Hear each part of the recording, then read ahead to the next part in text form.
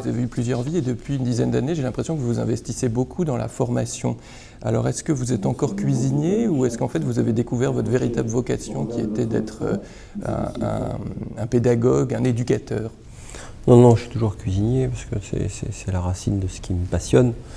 Mais par contre, la formation pour des publics qui sont souvent éloignés de la formation, éloignés de l'emploi et en précarité, on s'aperçoit que c'est plutôt bien vécu et que c'est quasiment 95% de retour à l'emploi.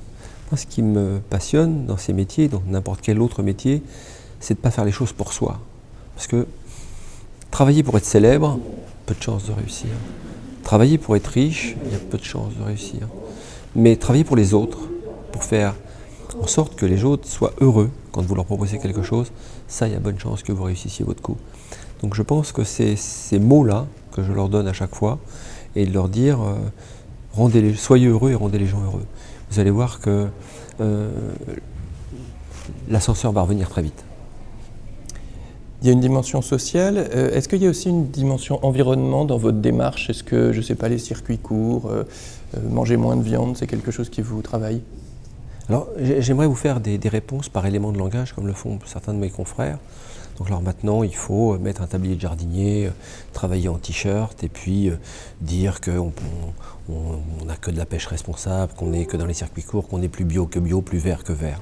Ce qui nous pose un problème aujourd'hui, cette planète, c'est notre consommation, qui nous consume petit à petit.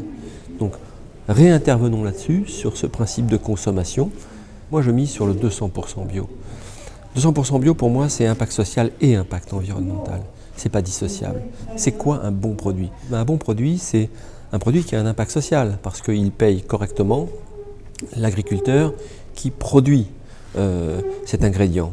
Et en échange de quoi, cet agriculteur nous garantit d'entretenir le patrimoine sol que nous avons besoin pour les générations à venir. Et que le prix de ce produit protège aussi une filière artisanale de transformation et que le client soit protégé.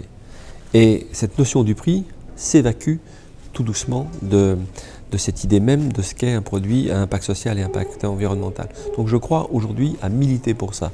Donc pour militer pour ça, il faut d'abord instruire. Instruire dans la plus tendre jeunesse de nos enfants, de leur dire on va faire des cours de cuisine. Dans un cours de cuisine, vous avez un cours de géographie, vous avez un cours d'histoire, vous avez un cours d'arithmétique.